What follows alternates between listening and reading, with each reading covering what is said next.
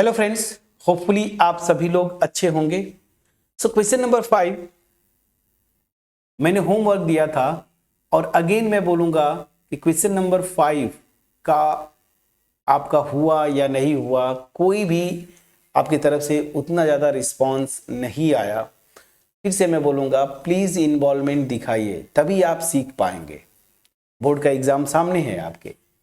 चलिए, अब यहां पे देखिए, थोड़ा सा कंफ्यूजन रहा होगा क्वेश्चन 5 में कि सर ने तो ये प्रॉपर्टी बताया था कि -a to a fx dx, this is 2 times 0 to a fx dx और या 0। ये लग सकता था क्या? तो याद रखिए, मैंने बोला था ये कब होता है? जब f इवन फंक्शन हो, और 0 कब आता है? जब f ऑड फंक्शन हो।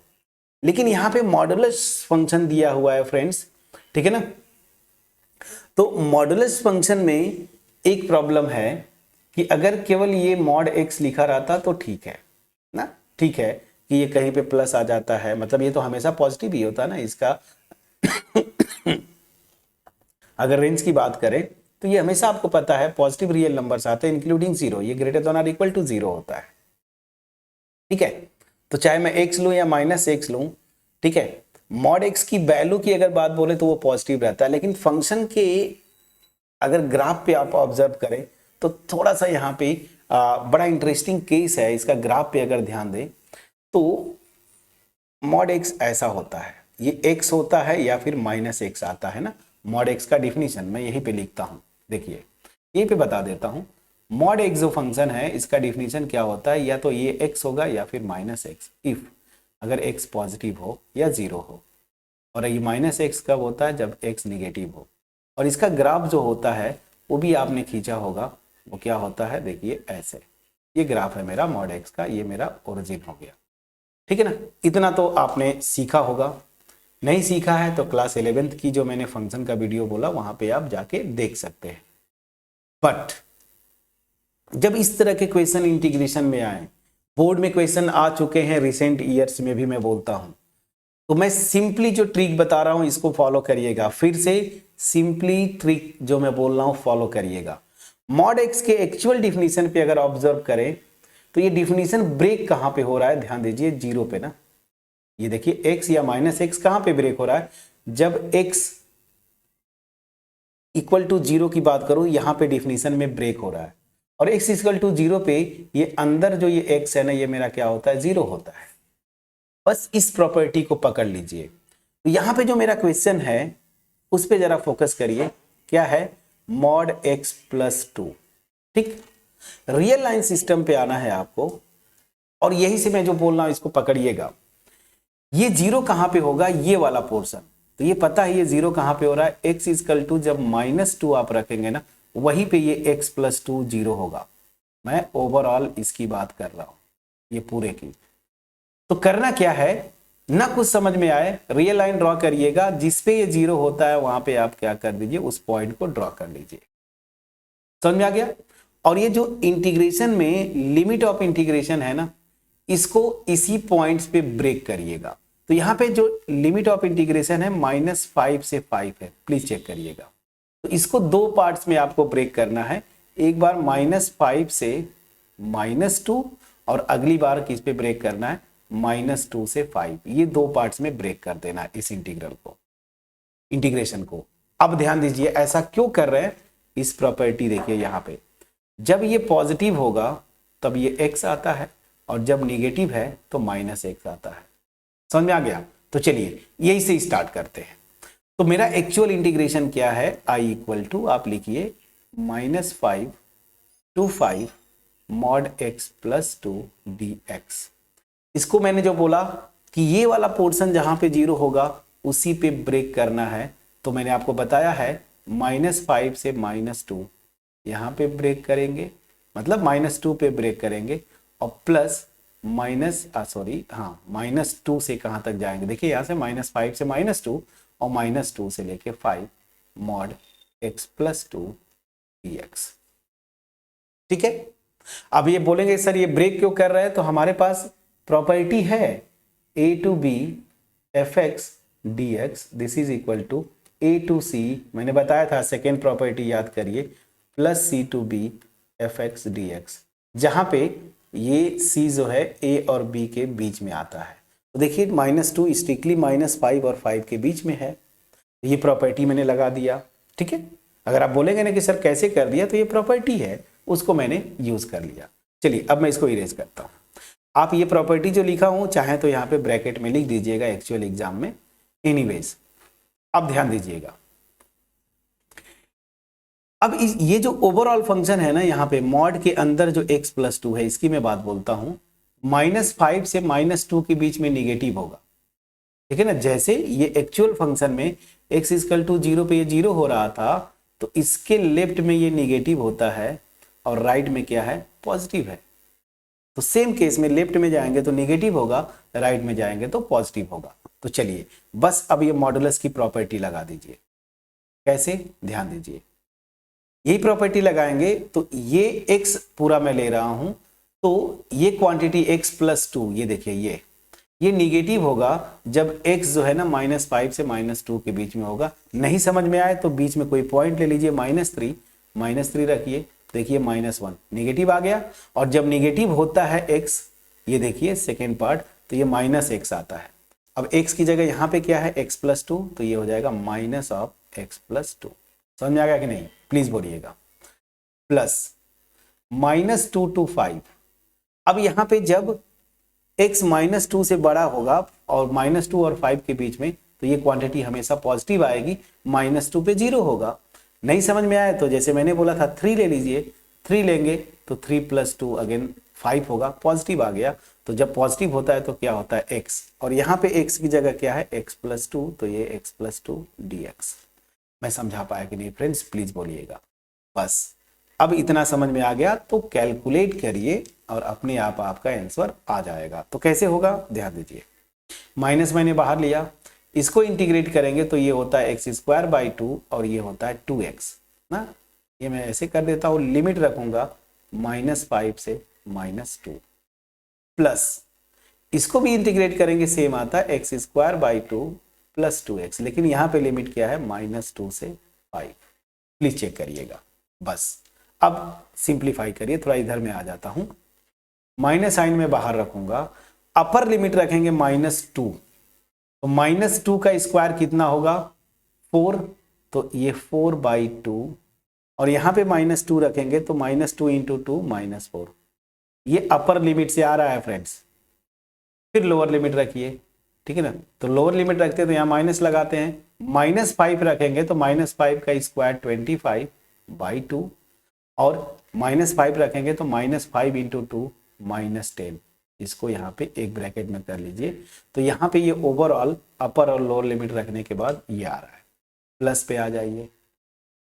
अपर लिमिट रखेंगे तो अगेन 25/2 + 10, ये हो गया माइनस। लोअर लिमिट रखेंगे तो ये हो जाएगा 4/2 और -4, जैसा कि आपने यहाँ पे किया था, सेम क्वांटिटी।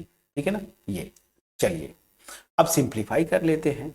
सिंप्लीफाई करिए जरा, यहाँ पे माइनस साइन अभी बाहर ही रखिए। एलसीएम लेंगे, 4 2 8, 2 एलसीएम होगा ना, तो 4 2 8, तो माइनस क्या आएगा, चलिए एक स्टेप कर देता, यहाँ पे क्या होगा, 4 -8/2, ये होगा।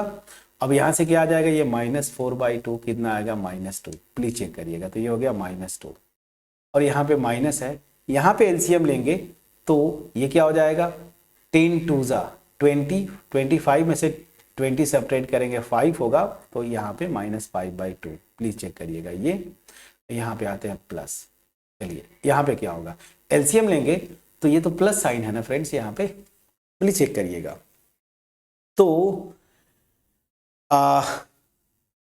यहाँ पे 20 प्लस ये 45 हो जाएगा फ्रेंड, 45/2, प्लीज चेक करिएगा। और माइनस यहाँ पे देखिए वही अगेन -8, तो यहाँ पे -4/2 -2 और माइनस माइनस प्लस हो जाएगा, तो यहाँ पे मैं +2 कर देता हूँ डायरेक्ट, तो ये मेरा हो गया +2। प्लीज चेक करिएगा। अब माइनस साइन से मल्टीप्लाई करिए यहाँ पे, तो ये मेरा +2 और यहाँ पे भी क्या हो जाएगा, 5/2 प्लस 45/2 + 2। अब ध्यान दीजिए, ये 2 + 2 तो मेरा 4 हो गया, लिख लिया। यहाँ पे एलसीएम लेंगे 2, तो 45 प्लस 5 50 होता है, तो 4 प्लस 50/2 कितना होगा 25। तो आपका आंसर कितना आना चाहिए 29।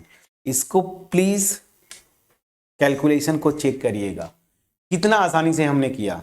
तो ये जो ट्रिक मैंने बताया, जो तरीका बताया, ट्रिक कुछ नहीं है फ्रेंड्स। अगर मैं ट्रिक बोलता हूं मतलब आपको बेवकूफ बना रहा हूं, ठीक है ना, सीधी सी बात है। ट्रिक नहीं है, ये फंक्शन की प्रॉपर्टी है ना। तो ये एक्चुअल फंक्शन की प्रॉपर्टी है, जहां पे x था, अब x की प्लेस पे x+2 है, तो मैं इसको निकालूंगा कहां पे ये 0 हो रहा है। बस दो पार्ट में यहीं पे ब्रेक करना है और मॉड फंक्शन की, मॉडुलस फंक्शन की प्रॉपर्टी लगाया मैंने, इंटीग्रेट किया, सिंप्लीफाई किया, आंसर आपके सामने है 29। क्लियर? तो चलिए अब क्वेश्चन नंबर 6, लगे हाथ, मैं हिंट दे के छोड़ूंगा, करूंगा नहीं आपके लिए। क्वेश्चन नंबर 6, मेरा इंटीग्रेशन क्या है, 2 to 8 mod x - 5 dx। Please check करिएगा। अब यहां पे फिर वही प्रॉपर्टी, रियल लाइन ड्रॉ करिए, ये तो आपका पीछा नहीं छोड़ेगा, तो रियल लाइन ड्रॉ कर लिया। मैं निकालूंगा कि ये कहां पे 0 हो रहा है, तो मैं देख रहा हूं कि x = 5 पे 0 हो रहा है, यहां पे मैंने 5 लिख लिया। इसको ब्रेक करना है, तो मेरा लिमिट ऑफ इंटीग्रेशन कहां से कहां तक है वो चीज आपको ध्यान देना है। मेरा लिमिट ऑफ इंटीग्रेशन जो है 2 to 8 है, ठीक है। मैं दो पार्ट में ब्रेक करूंगा, एक तो 2 to 5 और दूसरा जो ब्रेक करूंगा 5 to 8। प्लीज चेक करिएगा। बस, तो यहां से क्या हो जाएगा, चेक करिएगा। मैं कलर जो लिया था वही लेता हूं। तो मैं ब्रेक जो किया 2 to 5 mod x - 5 dx plus integration 5 to 8 mod x - 5 dx। Please check करिएगा। सेम प्रॉपर्टी इस इंटरवल में 2 to 5 में ये निगेटिव होगा, तब x - 5। तो मॉडुलस फंक्शन के प्रॉपर्टी से क्या हो जाएगा, माइनस माइनस मैंने बाहर ले लिया, 2 to 5 x - 5 dx, यही ना, ये होगा माइनस साइन, माइनस मैंने बाहर ले लिया, प्लस 5 to 8 के बीच में ये पॉजिटिव होगा मतलब केवल x - 5, ये अंदर वाला पोर्शन। अब आपका होमवर्क होगा, इसको सिंपली इंटीग्रेट करिएगा, इसको इंटीग्रेट करिएगा, वैल्यूज रखिएगा, जैसे क्वेश्चन नंबर 5 में हमने सिंप्लीफाई किया, सिंप्लीफाई करिएगा, आपका आंसर आ जाएगा। कमेंट सेक्शन में आंसर जरूर आप कमेंट में ड्रॉप करेंगे, पहली चीज। दूसरी चीज, अगर इसके बावजूद भी नहीं हो पाता है, दैट मीन्स फिर से आप जाइए डेफिनेट इंटीग्रेशन का फर्स्ट जो वीडियो है वहां से स्टार्ट करिए और देखते आइए, क्योंकि यहां पे अगर ये नहीं कर पाते मतलब आपका कैलकुलेशन वीक है। मेरा कैलकुलेशन मिस्टेक होगा चलेगा, लेकिन आपका कैलकुलेशन मिस्टेक नहीं होना चाहिए, क्योंकि एक्चुअल एग्जाम आपको देना है। मेरे पास इरेजर है, मैं मिटा रहा हूं, देखिए कभी कैलकुलेशन गलत होता है मैं इरेज कर देता हूं, ठीक है। लेकिन आपके पास जब एक्चुअल एग्जामिनेशन हॉल में बैठेंगे, एक बार गलती हो गई तो दोबारा इरेज करने का मौका नहीं मिलेगा फ्रेंड्स। आपका प्रेशर रहता है, आप आगे बढ़ते जाते हैं, आंसर गलत हो जाता है। तो क्वेश्चन नंबर 6 भी हमने किया। 7, 8, 9, 10 और 11 जो 5 क्वेश्चंस दिख रहे हैं, इन क्वेश्चन को होमवर्क देते हुए मैं ये वीडियो फिनिश करूंगा। बट बिफोर दैट मैं ये एक्सपेक्ट करता हूं कि जो भी मैंने इस वीडियो में क्वेश्चन नंबर 5 एंड 6 डिटेल में जाके बताने की कोशिश किया कि मॉडुलस फंक्शंस को कैसे टैकल करें जब मॉडुलस फंक्शन का इंटीग्रेशन आए, आपके पास होपफुली पहुंच पाया होगा, क्रिस्टल क्लियर वे में पहुंच पाया है। वीडियो को लाइक जरूर करिएगा, फ्रेंड्स के साथ शेयर करिए, चैनल पे नए हैं सब्सक्राइब जरूर करिए, ठीक है। और आपका इन्वॉल्वमेंट हमेशा चाहिए, जब भी मैं होमवर्क दूं कमेंट में आना चाहिए कि सर हो गया या नहीं हुआ। मैं PYQ शुरू कर रहा हूं चैप्टर 1 से, अब जस्ट कुछ ही दिनों में स्टार्ट कर देंगे, चैप्टर वाइज लेके चलेंगे लास्ट ईयर के क्वेश्चंस। पहले जो वीडियोस मैंने चैप्टर्स यहाँ पे यूट्यूब पे खत्म कर दिए हैं, उनका पहले एक एक चैप्टर लेंगे, फिर कुछ चैप्टर जो छूट जाएंगे ना, अब उस समय तक नहीं हो पाएगा, तो उनको मैं PYQs के थ्रू कवर करवा दूंगा। तो मैं आपके साथ बिल्कुल एग्जाम के आखिरी दिन तक हूं, ठीक है ना। बट आपका इन्वॉल्वमेंट चाहिए, और जो मेरा मोटिव है इसमें बस जो आप हेल्प कर सकते हैं अपने फ्रेंड्स के साथ शेयर करें वीडियोस, और जब भी अच्छी लगे वीडियो लाइक करिए, कमेंट सेक्शन के थ्रू अप्रिशिएट करिएगा। ठीक है, चलिए तो अब इन बातों के साथ ये वीडियो मैं फिनिश करूंगा। क्वेश्चन 7, 8, 9, 10 और 11 में आपको होमवर्क छोड़ता हूं। प्रॉपर्टीज को यूज करना है और यूज करने के बाद आपको सॉल्व करना है। मिलते हैं नेक्स्ट वीडियो में, तब तक अपना ख्याल रखिए, पढ़ाई करते रहिए। Thank you so much friends for watching my videos.